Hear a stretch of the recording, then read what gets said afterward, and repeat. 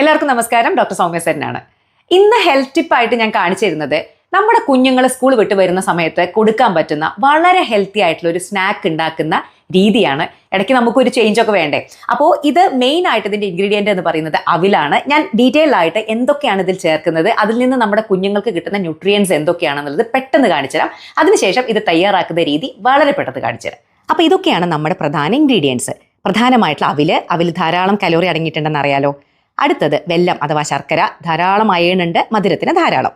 ഒരു ഗ്ലാസ് ചിരകിയ നാളികേരം, നിലക്കടല, അണ്ടിപ്പരിപ്പ്, പിന്നെ മണത്തിന് 2-3 ഏലക്കായ. നോക്കൂ, ഇതിലൊക്കെ ധാരാളം പോഷകാംശങ്ങൾ അടങ്ങിയിട്ടുണ്ട്. അവിൽ ഞാൻ ഓൾറെഡി പറഞ്ഞു, കാർബോഹൈഡ്രേറ്റ് ധാരാളം ഉണ്ട്. അതുപോലെ തന്നെ നിലക്കടലയിലാണെങ്കിൽ വേണ്ടതിലധികം പ്രോട്ടീൻ ഉണ്ട്. ഈ പറയുന്ന നാളികേരത്തിലാണെങ്കിൽ മീഡിയം ചെയിൻ ഫാറ്റി ആസിഡിന്റെ വലിയൊരു കലവറയാണ്. കുട്ടികൾക്ക് വേണ്ട കൊഴുപ്പ് കിട്ടുന്നു. പിന്നെ അയൺ ധാരാളം അടങ്ങിയ ജാഗറി. അപ്പോൾ ഇതെല്ലാം ന്യൂട്രിയൻ റിച്ച് ആണ്.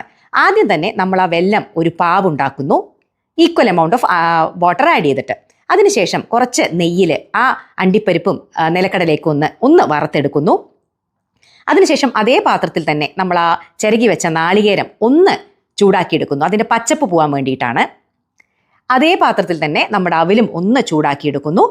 കൂടുതൽ വറവറാന്നാവരുത്, ആ ഒരു പച്ചപ്പ് ഒന്ന് പോയാൽ മതി.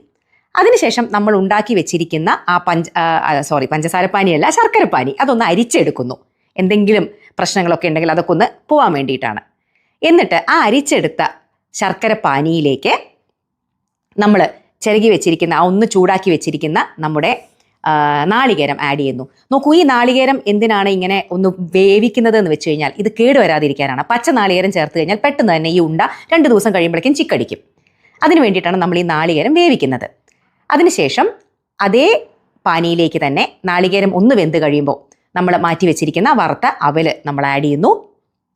എന്നിട്ട് നന്നായി ഇളക്കി അത് നല്ലൊരു മിശ്രിതമാവുന്നത് വരെ നന്നായി വേവിക്കുന്നു. ആ പാനിയിൽ ഏറ്റവും അവസാനം നമ്മൾ വറുത്ത് മാറ്റി വെച്ചിരിക്കുന്ന നമ്മുടെ സംഭവങ്ങളൊക്കെ അതിലേക്ക് ആഡ് ചെയ്യുന്നു. അപ്പോൾ ഇതാണ് അവസാനത്തെ ഒരു പരുവം. ഇങ്ങനെ ഇരിക്കുന്ന ഒന്ന് തണുത്ത് കഴിഞ്ഞ് കഴിഞ്ഞാൽ നമുക്ക് ഈസി ആയിട്ട് നമുക്കതിങ്ങനെ ഉണ്ടയാക്കിയിട്ട് നമുക്കിങ്ങനെ ബോക്സിൽ സൂക്ഷിച്ച് വെക്കാം. ഇത് ഞങ്ങൾ 2 ദിവസം മുമ്പ് ഉണ്ടാക്കിയ ഉണ്ടയാണ്.